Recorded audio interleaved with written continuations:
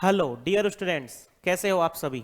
तो जैसा कि आपको पता है आपके एग्जाम्स नज़दीक हैं, तो हम लोगों ने आपसे प्रॉमिस किया था कि हम आप लोगों के लिए मैथ्स के टैबलेट्स लेकर आएंगे। आपको एक सुबह टैबलेट्स दिया जाएगा और एक शाम को जो है वो टैबलेट्स जो है वो आपको दिया जाएगा। तो पहला टैबलेट है आप लोगों के लिए मैं लेकर आया हूँ यहाँ पर। तो कुछ क्वेश्चंस हैं यहाँ पे मैथ्स के 10 एमसीक्यूज आपको यहाँ पर प्रोवाइड किए जाएंगे और उनका सॉल्यूशन भी आपको साथ के साथ यहाँ पर बताया जाएगा। तो आपको ये डेली बेसिस पे आपको ये देखने हैं, तभी आपके लिए बेनिफिशियल रहेगा, नहीं तो ये बेनिफिशियल नहीं रहेगा। क्लियर है? तो चलिए स्टार्ट करते हैं। आते हैं क्वेश्चन नंबर 1 की तरफ। तो क्वेश्चन नंबर 1 में हमें दिया हुआ है ए और बी, इसका रेशो मुझे दिया हुआ है ए और बी का, वो है 2:3 दिया हुआ है।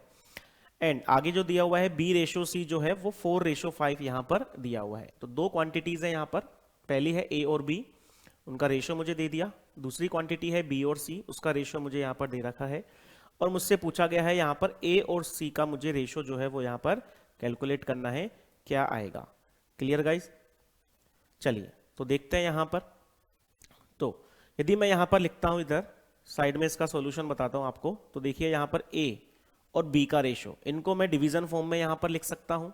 ठीक है, वो मुझे दिया गया है यहाँ पर 2/3 दिया हुआ है। ठीक है, ये फर्स्ट का सॉल्यूशन यहाँ पर मैं आपको करवा रहा हूँ।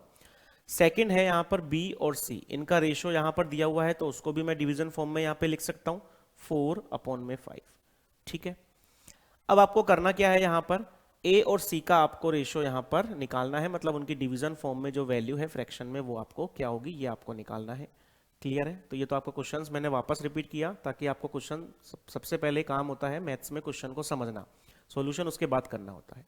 ठीक है, तो आपको देखो हमेशा जब भी इस तरह से क्वेश्चन आएगा कि दो आपको रेशोज दे रखे होंगे और तीसरा जो है रेशो आपसे पूछेगा, तो आपको क्या करना है, यहाँ पे इस तरह से आपको अरेंज कर लेना है कि मुझे इन तीनों का क्या बताना है, रेशो बताना है ए बी और सी का, जिसमें से ए और सी का हम वहां पे लास्ट में निकालेंगे।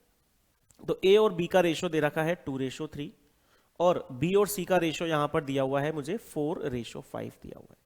ठीक है, आराम आराम से सॉल्यूशन करेंगे यहां पर ताकि आप लोगों को समझ में आ जाए एक बारी। अब देखो यहां पर बी जो है वो दोनों में कॉमन है, तो मुझे इनका जो रेशो है उसको सेम बनाना है। इनके रेशो को क्या करना है, सेम बनाना है। यहाँ पर बी दोनों में कॉमन है इसलिए, तो सेम बनाने के लिए इसको मल्टीप्लाई करेंगे नीचे वाले 4 से और उसको मल्टीप्लाई करेंगे ऊपर जो 3 है उससे मल्टीप्लाई करेंगे। तो देखिए मल्टीप्लाई करने पर मुझे क्या मिलेगा, यहाँ पर यदि मैं मल्टीप्लाई करता हूँ 4 से तो ये मिलेगा 8, ये मिलेगा मुझे 12, इधर ये मुझे 4 3 जा 12 ऑलरेडी मिल चुका है, 5 3 जा 15। तो आपको यहाँ पर तीनों का रेशो कंबाइंड फॉर्म में मिल चुका है, वो है 8:12:15। अब आपसे उसने पूछा है रेशो ए का और सी का, तो क्लियरली आप देख सकते हो ए रेशो सी जो है वो यहाँ पर आ रहा है आपके पास 8:15 आ रहा है। ठीक है, तो इस तरीके से आप यहाँ पे इसका सॉल्यूशन करेंगे और आपका जो आंसर है वो यहाँ पर हो जाएगा ऑप्शन नंबर सी। ठीक है गाइस, तो ऑप्शन नंबर जो सी है वो इसका आंसर होगा 8:15। चलिए अब आते हैं यहाँ पर नेक्स्ट क्वेश्चन पे। ये आपका सॉल्यूशन हो गया फर्स्ट क्वेश्चन का। क्वेश्चन नंबर सेकंड पे यदि मैं यहाँ पर आता हूँ, तो क्वेश्चन नंबर सेकंड्स को पढ़िए एक बारी। क्वेश्चन नंबर सेकंड्स में क्या दिया हुआ है कि the ratio of 10 metres to ₹15। तो रेशो जो होता है, सबसे पहले मैं आपको बता देता हूं, रेशो दो क्वांटिटीज के बीच में यहां पर निकलता है और दोनों क्वांटिटीज की जो यूनिट है वो सेम होनी चाहिए, तभी हम यहां पर रेशो निकाल सकते हैं, अदरवाइज हम रेशो नहीं निकाल पाएंगे। तो यहां पर जैसा कि आप देख पा रहे हो, पहली क्वांटिटीज है 10 मीटर और दूसरी क्वांटिटीज है 15 रुपीज। तो ये दोनों अलग अलग चीज को रिप्रेजेंट कर रही है। यहां पर 10 मीटर जो है वो किसको रिप्रेजेंट कर रहा है, यदि मैं 10 मीटर की बात करूं तो 10 मीटर जो है वो रिप्रेजेंट कर रहा है यहां पर लेंथ को। ठीक है, और ₹15 जो है, 15 रुपीज जो है, ये किसको रिप्रेजेंट कर रहा है, मनी को। तो यहां पर ये दोनों क्वांटिटीज ही डिफरेंट डिफरेंट चीज को रिप्रेजेंट कर रही है। यदि ये दोनों सेम चीज को रिप्रेजेंट करती, लाइक दोनों यदि लेंथ को रिप्रेजेंट करती या दोनों मनी को रिप्रेजेंट करते, तो हम यहां पर रेशो इनका निकाल सकते थे। लेकिन यहां पर दोनों जो है ये डिफरेंट डिफरेंट आइटम्स हैं, डिफरेंट डिफरेंट चीज को रिप्रेजेंट कर रहे हैं यहां पर। ठीक है, डिफरेंट थिंग्स हैं दोनों के दोनों, तो यहां पर इनका रेशो हम नहीं निकाल सकते। तो रेशो जो है वो कांट बी डिटरमाइन, इसका जो आंसर होगा रेशो कांट बी डिटरमाइन। ठीक है, तो आप यहां पे क्लियरली देख सकते हो, इसका जो आपको आंसर मिलेगा यहां पे वो मिलेगा option number A, ratio can not be determine. चलिए अब आते हैं अपन अपने नेक्स्ट क्वेश्चन की तरफ, question number third. Question number third क्या बोलता है यहां पर हमसे, देखिए क्वेश्चन नंबर थर्ड बोल रहा है if twice of money of A is equal to 5 times of money of B. तो इसको आराम से पढ़िए एक बार, पहला जो सेंटेंस है उसको पढ़िए, ट्वाइस ऑफ मनी ऑफ ए, मतलब ए का जो उतना भी पैसा है उसका डबल। यदि मैं यहां पर सॉल्यूशन लिखूं इसका, तो देखो क्या प्रेडिक्ट करूंगा मैं यहां पर, ए की जो मनी है उसका डबल, तो मतलब ए की मनी मान लो कुछ भी है, ए है, उसका डबल किया मैंने, कितना हो गया, 2a हो गया, ठीक है। इक्वल है किसके, 5 times of money of B. मान लो बी के पास जो है पैसा, उसको मैंने बी मान लिया कि बी पैसा है उसके पास, उसका 5 टाइम्स कर दिया, मतलब 5 से मल्टीप्लाई कर दूंगा उसको। तो यहां पर इतना पूरा जो स्टेटमेंट दे रखा है उसका केवल ये मतलब आया, क्लियरली आप देख सकते हो कि 2a बराबर में 5b मुझे यहां पर मिल चुका है। अब मुझे निकालना है then the ratio of money of A to that of B, मतलब मुझे ए का बी के साथ में यहां पर रेशो निकालना है। मुझे निकालना क्या है, मुझे ए रेशो बी यहां पर निकालना है, क्लियरली। तो मैंने अभी बताया आपको कि रेशो को मैं डिवीजन फॉर्म में भी लिख सकता हूं, तो मुझे डिवीजन यहां पर निकालना है, क्लियर है। ए डिवाइड बाई बी कितना आएगा, तो आप देखो यहां पर इसमें देखो, यदि मैं बी को इधर डिवीजन में लेकर आता हूं तो उधर क्या रह गया मेरे पास, 5 रह गया, और 2 को मैं उधर लेफ्ट हैंड साइड से राइट हैंड में लाऊंगा तो मल्टीप्लाई है, तो जब ये इधर से इधर जाता है, ट्रांसफॉर्म जब अपन करते हैं तो मल्टीप्लाई वाली जो वैल्यू है वो डिवीजन में चली जाती है। तो बी के साथ जो 5 था उसको मैं राइट से लेफ्ट में लेकर आया हूं, तो मल्टीप्लाई में था, वो एज इट इज वहीं पे रह गया, उसको मैंने चेंजेस नहीं किया है। ए के साथ में जो 2 है उसको राइट से मैं लेफ्ट में लेकर गया हूं, ठीक है। वापस रिपीट कर देता हूं, बी के साथ जो 5 है उसको मैंने चेंज नहीं किया है, उसको एज इट इज रखा है यहां पर। ए के साथ जो 2 है उसको मैं कहां पर लेकर आया हूं, इधर राइट साइड में, तो ये डिवीजन में चला जाएगा, तो 5 डिवाइड बाई 2 हो गया। और ये जो बी है वो कहां आ गया, इधर बी को ए के नीचे आ गया डिवीजन में, तो ए रेशो बी जो है वो क्या आ गया हमारे पास, 5 डिवाइड बाई 2 आ गया। तो दोनों का जो रेशो है ए रेशो बी, क्लियरली मैं देख पा रहा हूं, मुझे क्या मिला यहां पर, 5:2 मिल चुका है, ठीक है। तो आपका जो आंसर है यहां पर वो है आपका ऑप्शन नंबर डी, 5:2। इन दोनों का जो रेशो होगा वो ये होगा, क्लियर है। चलिए अब आते हैं क्वेश्चन नंबर 4 की तरफ। क्वेश्चन नंबर 4 हमें क्या बोलता है यहां पे, तो पढ़िए एक बार, रीड आउट कीजिए क्वेश्चन नंबर 4 को। The ratio of present age of Jadu, the ratio of present age of Jadu to that of Madhu is 4:5। मतलब यहां पे हमें रेशो दिया गया है प्रेजेंट एज का, तो मैं यदि यहां पे लिख देता हूं, जाडू के लिए मैं जे यूज कर रहा हूं, मधु के लिए मैं एम यूज कर रहा हूं शॉर्ट फॉर्म में। तो प्रेजेंट एज, एज का जो रेशो दे रखा है, जाडू का है 4 और मधु का है यहां पर 5 है। अब आगे देखिए, if the present age of Madhu is 30, Madhu की जो प्रेजेंट एज है वो हमें कितनी दी हुई है, 30 दी हुई है। मधु की जो प्रेजेंट एज है वो हमें 30 ईयर्स यहां पर दी हुई है, लेकिन रेशो के अंदर मधु की जो प्रेजेंट एज है वो 5 दी हुई है, ठीक है। नेक्स्ट पढ़िए आगे, तो हमें बतानी है then the present age of Jadu कितना होगा, जाडू की हमें प्रेजेंट एज यहां पर बतानी है।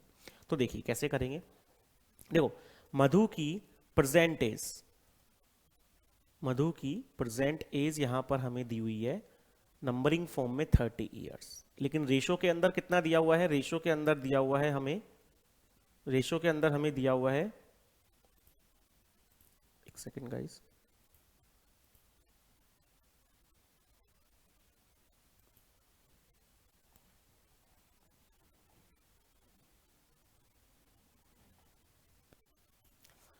हाँ रेशो के अंदर हमें दिया हुआ है यहां पर मधु प्रेजेंट एज जो है वो 5 यहां पर दी हुई है।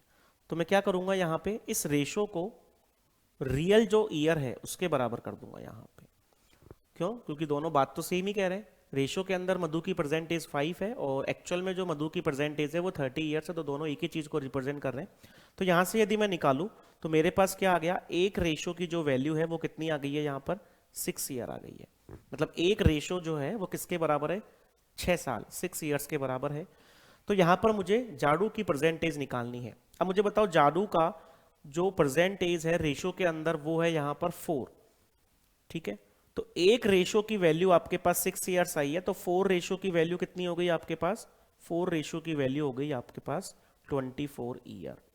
क्लियर? तो इसका मतलब जाडू की जो प्रेजेंट होगी नंबरिंग फॉर्म में वो आ जाएगी आपकी 24 ईयर्स। तो क्लियरली यहाँ पर आप देख सकते हो आपका जो आंसर होगा वो होगा यहाँ पर ऑप्शन नंबर सी 24 ईयर्स। तो इस तरह से आपको यहाँ पर ये एज वाले क्वेश्चंस कंपैरिजन करके यहाँ पर करने हैं। चलिए अब बढ़ते हैं नेक्स्ट क्वेश्चन की तरफ। क्वेश्चन नंबर 5 देखिए। क्वेश्चन नंबर 5 जो है वो हमें दिया हुआ है कि the ratio of 5 kg, the ratio of 5 kg 55 gram to 35 kg 50 gram, इनका रेशो हमें निकालना है। चलिए देखिए, पढ़िए यहां पर क्वेश्चन नंबर 5 देखिए एक बार। The ratio of 5 kg of 55 gram, पहली क्वांटिटी जो आपको दे रखी है वो दे रखी है 5 kg 55 ग्राम। ठीक है, दूसरी क्वांटिटी जो आपको दे रखी है वो दे रखी है यहां पर 35 kg 50 ग्राम। क्लियर? और इन दोनों क्वांटिटीज का मुझे रेशो यहां पर निकालना है। तो अभी अभी मैंने आप लोगों को बताया कि जिन रेशो जो है वो दो क्वांटिटीज का निकलता है और दोनों क्वांटिटीज जो है वो एक ही चीज को रिप्रेजेंट करनी चाहिए। तो यदि मैं यहां पर देखूं तो ये दोनों क्वांटिटीज जो है वो किसको रिप्रेजेंट कर रही हैं? वेट को रिप्रेजेंट कर रही है। ठीक है, तो सबसे पहला काम मेरा ये हो गया, ये चेक करना कि दोनों क्वांटिटीज जो है वो रिप्रेजेंट किसको कर रही है, सेम चीज को कर रही है। तो इसका मतलब मैं इनका रेशो निकाल सकता हूं। पहली चीज तो ये हो गई। अब आएगा क्या? निकाल सकता हूं तो रेशो क्या आएगा? तो कोई दिक्कत नहीं है। रेशो निकालने के लिए हम क्या करेंगे, दूसरी कंडीशन क्या होती है, यदि रेशो दोनों क्वांटिटीज के बाद बीच में निकल पा रहा है तो उन दोनों क्वांटिटीज का जो यूनिट है वो सेम होनी चाहिए। जैसे कि पहली क्वांटिटी की यूनिट मीटर में है तो दूसरी क्वांटिटी भी ओवरऑल मीटर में होनी चाहिए। यदि पहली क्वांटिटी सेंटीमीटर में है तो दूसरी क्वांटिटी भी ओवरऑल किस में होनी चाहिए? सेंटीमीटर में होनी चाहिए। तो यहां पर देखो, पहली क्वांटिटीज के लिए दो यूनिट यूज कर रखी है वेट को रिप्रेजेंट करने को, किलोग्राम एंड ग्राम। ठीक है, तो हमें इनको एक सिंगल यूनिट में कन्वर्ट करना है। या तो आप किलोग्राम में कन्वर्ट कर लीजिए या फिर आप ग्राम में कन्वर्ट कर लीजिए। तो इजी जो रहता है अपने लिए वो क्वेश्चन पे डिपेंड करता है कि कौन सा जो है वो कैलकुलेशन वाइज इजी रहेगा। तो यहां पर जो इजी रहेगा वो रहेगा किलोग्राम जो है उसको ग्राम में कन्वर्ट करना। तो यहां पर सबसे पहली चीज तो आपको पता होना चाहिए कि 1 किलोग्राम के अंदर कितना ग्राम होता है? 1 किलोग्राम के अंदर है यहां पर 1000 ग्राम। तो मुझे बताइए यहां पर यदि मैं 5 किलो की बात करता हूं तो 5 किलोग्राम के अंदर कितना ग्राम होगा? 5000 ग्राम आ जाएगा। तो देखो, ये हो गया पहली क्वांटिटी की। यदि मैं बात करूं चेंजेस करने की तो 5 kg 55 ग्राम, इसको यदि चेंज करता हूं तो कैसे करूंगा? देखो, 5 किलोग्राम को ग्राम में चेंज करूंगा तो ये हो गया मेरा 5000 ग्राम। ठीक है, प्लस सेकेंड 55 ग्राम तो मुझे ऑलरेडी उसने दे रखा है। ठीक है, तो ये टोटल जो ग्राम में आ गया वो आ गया यहां पर 5055 ग्राम। क्लियर है बच्चों? ठीक है, इतना समझ में आया। सेम इसी तरीके से मैं क्या करूंगा, दूसरी जो क्वांटिटीज है उसका यहां पर मैं क्या करूंगा, चेंज करूंगा यूनिट। तो दूसरी क्वांटिटीज देखिए, यहां पर दूसरी क्वांटिटी जो आपको दे रखी है वो दे रखी है यहां पर 35 किलोग्राम 50 ग्राम, ये आपको दे रखी है। तो आप कैसे करोगे? 35 kg को ग्राम में कन्वर्ट करोगे तो आपको मिलेगा यहां पर 35,000 ग्राम। ठीक है, प्लस 50 ग्राम आपको अलग से दे रखा है। तो यहां पे टोटल क्या आ गया? एड ऑन करोगे तो आप ये आ गया 35050 ग्राम। तो आपने क्लियरली देखा यहां पे दोनों क्वांटिटीज को मैंने सेम यूनिट में कन्वर्ट कर लिया ग्राम में। क्लियर? अब इनका रेशो इजीली मैं निकाल सकता हूं। रेशो निकालूंगा, कैसे करूंगा? 5055 ग्राम पहली यूनिट डिवाइड बाय दूसरी यूनिट। ठीक है, क्योंकि मुझे इसी का रेशो निकालना था। तो यहां पे देखो, ग्राम से ग्राम आप कैंसिल आउट कर सकते हो। 5 से इसको कैंसिल आउट करोगे तो आपको मिलेगा 1011, और इधर आप कैंसिल आउट करोगे 5 से तो मिलेगा 5 7 जा 35, 0 5 1 जा 5। ये तो आपका जो आंसर आ गया वो आ गया 1011 रेशो 7010। ठीक है, 1011 रेशो 7010, ये आपका आंसर है। आप ऑप्शन चेक कर सकते हो कौन सा ऑप्शन जो है इसको मैच कर रहा है। तो आइए फटाफट देख लेते हैं एक बार कौन सा जो ऑप्शन है यहाँ पर जो इसको मैच कर रहा है। क्वेश्चन नंबर 5 की अपन बात कर रहे थे, तो 1011 7010 ऑप्शन नंबर बी। ठीक है, तो ये आपका आंसर है option number B, question number 5 के लिए। ठीक है गाइस, चलिए अब आगे बढ़ते हैं अपन क्वेश्चन नंबर 6 की बात करते हैं। तो क्वेश्चन नंबर 6 जो है वो यहां पर पढ़िए एक बार क्या दिया हुआ है। द रेशो, इसको ठीक कर लेना, राशन की जगह रेशो है ये, ठीक है, यहां पर आएगा रेशो, ठीक है। द रेशो किसका, 1 ईयर 6 मंथ आपको दे रखी है, पहली क्वांटिटी 1 ईयर 6 मंथ, दूसरी क्वांटिटी दे रखी है 2 ईयर्स और तीसरी क्वांटिटी दे रखी है 2 ईयर 6 मंथ। ये कंबाइंड क्वांटिटीज है तीन का, उनका मुझे रेशो कंबाइंड निकालना है। कोई दिक्कत नहीं है, निकाल सकते हैं, लेकिन यहां पर वही कंडीशन, सबसे पहले तो मुझे ये चेक करना है कि तीनों क्वांटिटीज जो है वो सेम चीज को रिप्रेजेंट करनी चाहिए। तो यहां पर तीनों रिप्रेजेंट कर रही हैं टाइम को, पहली वाली भी, दूसरी वाली भी और तीसरी वाली भी। अब इनकी यूनिट आप चेक करिए, यूनिट कुछ में तो ईयर है, कुछ में ईयर एंड मंथ दोनों मिक्सअप में दे रखा है। तो हमें क्या करना है, या तो तीनों को आप ईयर्स में कन्वर्ट कर लीजिए या फिर तीनों को आप मंथ्स में कन्वर्ट कर लीजिए। ठीक है, तो यहां पर मैं क्या करता हूं, मेरे लिए जो काम रहेगा इजी वो रहेगा मंथ्स में कन्वर्ट करना। तो चलिए करते हैं इस क्वेश्चन को, क्वेश्चन नंबर 6 का सॉल्यूशन देखते हैं।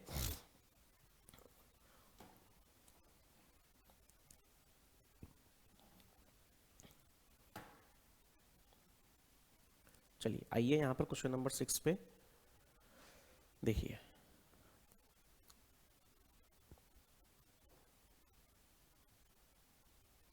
ये रहा आपका क्वेश्चन नंबर 6। सबसे पहला दे रखा है आपको 1 ईयर 6 मंथ, ठीक है, दूसरा दे रखा है 2 ईयर एंड जो थर्ड वन है वो आपको दे रखा है यहां पर 2 ईयर 6 मंथ, ठीक है। तो यहां पर मैं लिख देता हूं 2 ईयर 6 मंथ। अब आप इनको कन्वर्ट कीजिए सिंगल यूनिट के अंदर। तो आपको पता है एक साल के अंदर जो महीने होते हैं वो कितने होते हैं, 12 होते हैं। मैं यहाँ पे साइड में लिख भी देता हूं एक बार कि 1 ईयर जो है वो किसके बराबर होता है, 12 मंथ्स के यहाँ पर बराबर होता है। तो मैंने यहाँ पर लिखा इसको। अब कीजिए मंथ्स में कन्वर्ट कीजिए, मंथ्स में कन्वर्ट करना इजी है। तो एक साल के अंदर 12 महीने होते हैं, तो ये क्या हो गया, 12 मंथ प्लस 6 मंथ आपको ऑलरेडी एक्स्ट्रा दिए हुए हैं, क्लियर। सेकेंड वाले क्वांटिटीज पे आइए, 2 ईयर 2 साल दे रखा है, तो एक साल में 12 महीने हो गए आपके पास, तो 2 साल के अंदर आपके पास हो गए 24 मंथ्स हो गए, ठीक है। नेक्स्ट थर्ड वाले की यदि मैं बात करूं तो थर्ड वाला है 2 ईयर 6 मंथ, ठीक है। तो वही चीज, एक साल में 12 महीने हैं तो 2 साल में हो गए आपके पास 24 मंथ प्लस 6 मंथ आपको एक्स्ट्रा दे ही रखे हैं, तो ये आपके टोटल मंथ्स में कन्वर्ट हो गए। अब ये कितना हो गया आपके पास, ये हो गया 18 मंथ्स रेशो, ये हो गया 24 मंथ और ये हो गया आपके पास 30 मंथ, ठीक है। तो मंथ से मंथ कैंसिल आउट हो जाएगा क्योंकि तीनों यूनिट सेम हो चुकी है। अब ये देखो यहाँ पे नंबर्स भी कैंसिल आउट हो रहे हैं, यदि नंबर्स आपके कैंसिल आउट हो रहे हैं तो आपको कैंसिल आउट करने हैं, यदि नंबर्स कैंसिल आउट नहीं हो रहे हैं तो आपको एज इट इज छोड़ देना है। तो यहाँ पे कैंसिल आउट हो रहे हैं ये 6 से, 6 3 जा 18, 6 4 जा 24, 6 5 जा 30, जो आपका आंसर होगा वो होगा यहाँ पे 3:4:5। तो क्वेश्चन नंबर 6 का आपके पास जो आंसर आया है वो है 3:4:5, ठीक है। तो कौन सा ऑप्शन यहाँ पर इसको मैच कर रहा है, तो आइए देखते हैं अपन ऑप्शन की तरफ जाते हैं, कौन सा ऑप्शन जो है वो इसको मैच कर रहा है बिल्कुल। तो आइए 3:4:5, ऑप्शन नंबर ए जो है वो आपका राइट आंसर होगा यहाँ पर, क्लियर। चलिए अब आते हैं अपन क्वेश्चन नंबर 7 की तरफ। 7 को देखिए क्या दिया हुआ है, sum money is distributed between A and B. कोई पैसा है जो दो जनों के बीच में यहाँ पर डिस्ट्रीब्यूट किया गया है, ए और बी के बीच में, किस रेशो के अंदर, 2:3 के अंदर यहाँ पर, ठीक है। तो मैं यहाँ पे इंफॉर्मेशन लिख लेता हूं क्वेश्चन नंबर 7 की। क्वेश्चन नंबर 7 की इंफॉर्मेशन लिखी हुई है कि कोई पैसा जो है वो ए और बी के अंदर डिस्ट्रीब्यूट किया गया है, किसमें, 2:3 के अंदर, 2:3। नेक्स्ट आइए, इफ ए रिसीव्स ₹72, ए को जो पैसा मिला है वो 72 मिला है, तो मुझे बताना है बी को जो पैसा मिलने वाला है वो कितना मिलने वाला है, ठीक है। तो देखिए यहाँ पर ए को जो पैसा मिला है वो 72 रुपीज मिला है, तो मुझे बताना है बी को कितना पैसा मिला होगा। तो कोई दिक्कत नहीं है, वही सेम कहानी जो अभी अपन ने मधु और जादू वाला क्वेश्चन किया था इसके अंदर, वही सेम कंसेप्ट यहाँ पर भी हमें अप्लाई करना है। तो देखिए ए का मिलने वाला जो पैसा रेशो के अंदर है वो है 2 और एक्चुअल में जो मिलने वाला पैसा है वो 72 रुपीज है। तो इसका मतलब एक रेशो की जो वैल्यू आ चुकी है यहां पर वो आ चुकी है आपके पास 36 रुपीज, ठीक है। एक सिंगल रेशो की वैल्यू आ गई है आपके पास 36 रुपीज आ गई है। तो यहाँ पर बी को जो रेशियो है वो है यहाँ पर 3, तो इसका मतलब 3 को मल्टीप्लाई कर देंगे अपन 36 से, तो मल्टीप्लाई करने पे जो मिलेगा आपको वो मिलेगा 108 रुपीज़। तो इसका मतलब जो ये है कि बी को जो एक्चुअल में जो पैसा मिला है वो मिला है 108 रुपीज़। तो इसका जो आंसर है वो आपका आ चुका है 108 रुपीज़। तो 7th में जो आपका आंसर है आप क्लियरली देख सकते हो ऑप्शन नंबर सी 108 रुपीज़, जो कि बी को मिला है। चलिए नेक्स्ट क्वेश्चन पे आइए। नेक्स्ट क्वेश्चन जो है वो आपके सिंपल इंटरेस्ट वाले कंसेप्ट पर है। सिंपल इंटरेस्ट वाले कंसेप्ट में आपको एक फॉर्मूला याद रखना है। क्या फॉर्मूला याद रखना है, पहले मैं फॉर्मूला आपको बता देता हूं, उसके बाद अपन क्वेश्चन सोल्व करते हैं। सिंपल इंटरेस्ट का जो फॉर्मूला होता है वो सिंपल ये होता है, एसआई का मतलब है सिंपल इंटरेस्ट, बराबर होता है P for principal multiply rate for R time for T and divide by 100। ये आपका सिंपल सा फॉर्मूला है किसके लिए, सिंपल इंटरेस्ट निकालने के लिए। ठीक है, यदि आपको कोई प्रिंसिपल दिया हुआ है, प्रिंसिपल का मतलब कोई पैसा दिया हुआ है कि 1000 रुपये मैंने किसी को दिए उधार, तो 1000 रुपये क्या हो गया, प्रिंसिपल हो गया। मान लो 10% की रेट मैंने उस पर लगा दी, टाइम 2 साल वहाँ पे लगा दिया।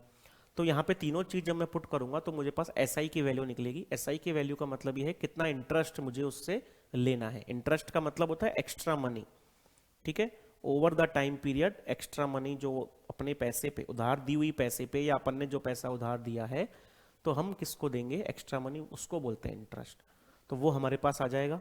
उसके बाद आपसे सेकंड चीज पूछी जाती है कि भैया अमाउंट कितना हो गया। अमाउंट का मतलब टोटल, जैसे कि मान लो 1000 रुपये किसी को मैंने दिए उधार और 2 साल के अंदर उसका जो इंटरेस्ट है वो हो गया 200 रुपये, तो वो मुझे वापस जो लौटाएगा वो कितने लौटाएगा, भाई 1000 तो उसने मुझसे लिए ही लिए हैं, साथ में एक्स्ट्रा मनी हो गई एज ए इंटरेस्ट 200 रुपये, तो मुझे जो टोटल पैसा देगा वो देगा 1200 रुपये। तो इसका मतलब अमाउंट का सीधा साधा फॉर्मूला यहां पर बन चुका है। यदि आप क्लियरली देखो तो प्रिंसिपल प्लस इंटरेस्ट, अब चाहे इंटरेस्ट जो है यहाँ पर सिंपल इंटरेस्ट की बात कर रहे हैं तो सिंपल इंटरेस्ट ऐड कर देता हूँ यहाँ पे, बट अमाउंट का जो बेसिक फॉर्मूला है वो यही होता है, प्रिंसिपल प्लस इंटरेस्ट।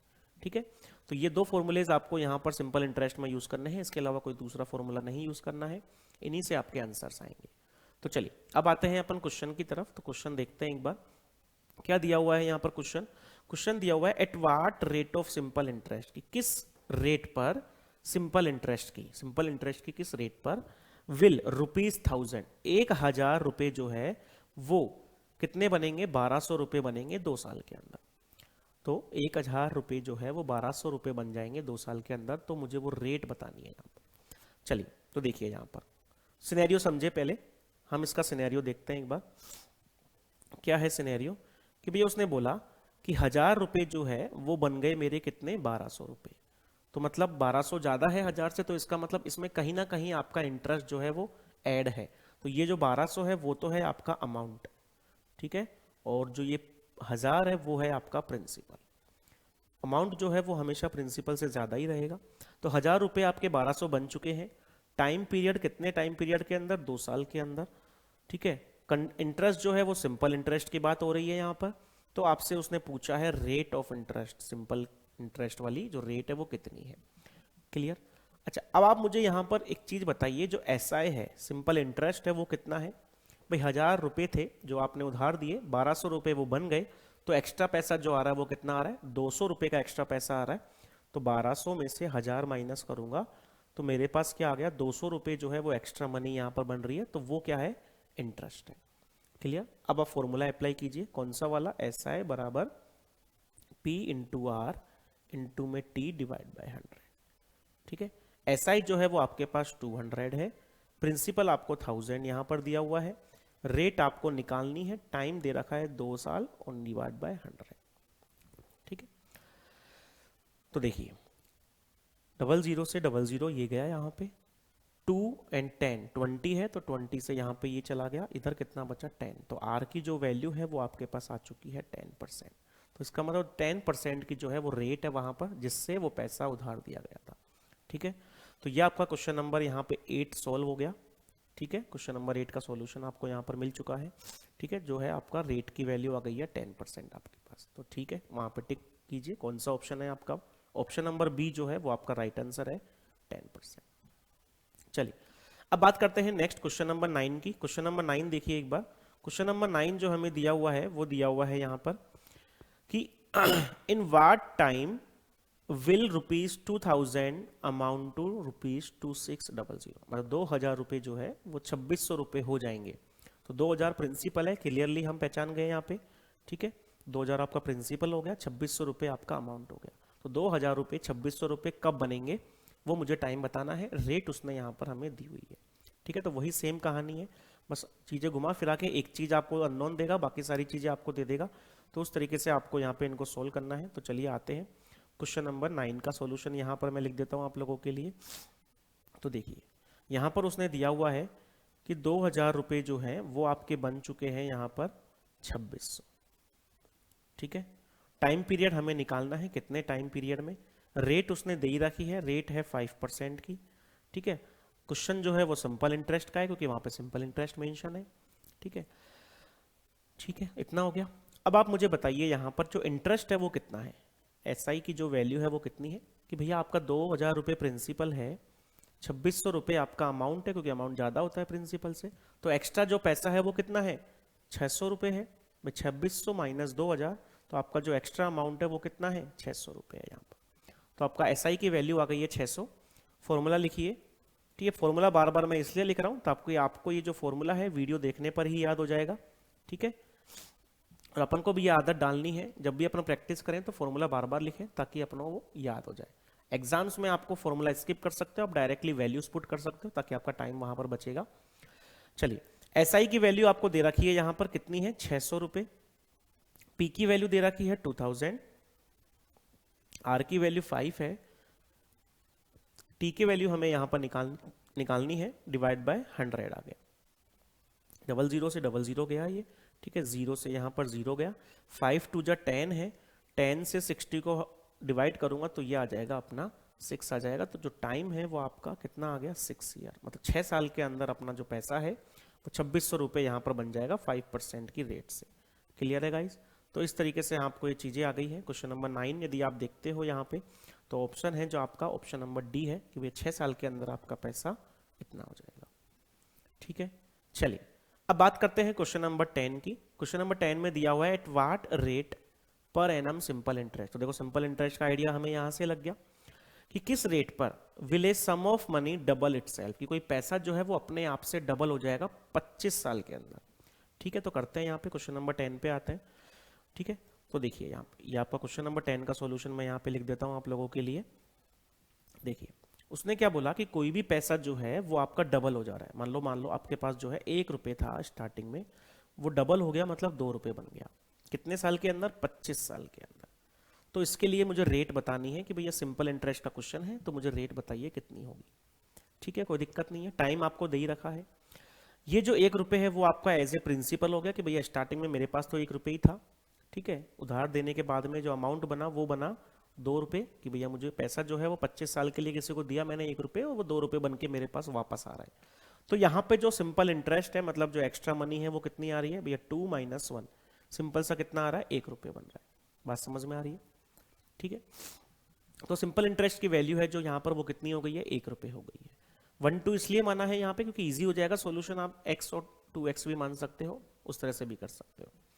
तो सिंपल इंटरेस्ट आ गया मेरे पास 1 रुपये। अब भाई फॉर्मूला जो है आपका, फॉर्मूला क्या होता है, PRT डिवाइड बाय 100, ये आपका सिंपल इंटरेस्ट का फॉर्मूला होता है। अब लगाइए फॉर्मूले में वैल्यूज। SI की वैल्यू 1 दे रखी है, प्रिंसिपल की वैल्यू आपको 1 दे रखी है, रेट जो है वो आपको यहाँ पर निकालनी है, टाइम जो है वो आपका 25 साल है और डिवाइड बाय 100 आपको दिया हुआ है। अब आप जो कैंसिल आउट करोगे तो 25 बन जा और 25 4 जा जो है वो 100 बन चुका है। तो आर की वैल्यू है वो आपके पास कितनी आ चुकी है, 4% जो है आर की वैल्यू आपके पास आ चुकी है। तो 4% की रेट से ये सब कुछ होने वाला है कि आपका जो पैसा है 25 साल के अंदर क्या हो जाएगा, डबल हो जाएगा, ठीक है गाइस। तो इतना हो गया।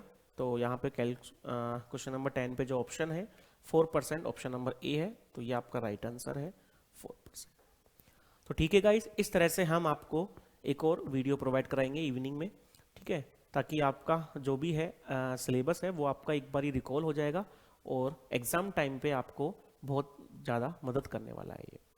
तो बस मेरी आपसे रिक्वेस्ट यही है, आप इसको डेली बेसिस पर रूटीन में लेकर आए, सुबह शाम टैबलेट्स के जैसे आप इसको याद रखें कि मुझे सुबह 10 बजे ये टैबलेट लेनी है, शाम को 6 बजे मुझे दूसरी टैबलेट लेनी है मैथ्स की, ठीक है। ठीक है, तो चलिए मिलते हैं नेक्स्ट क्लास के अंदर। अभी के लिए इतना, धन्यवाद।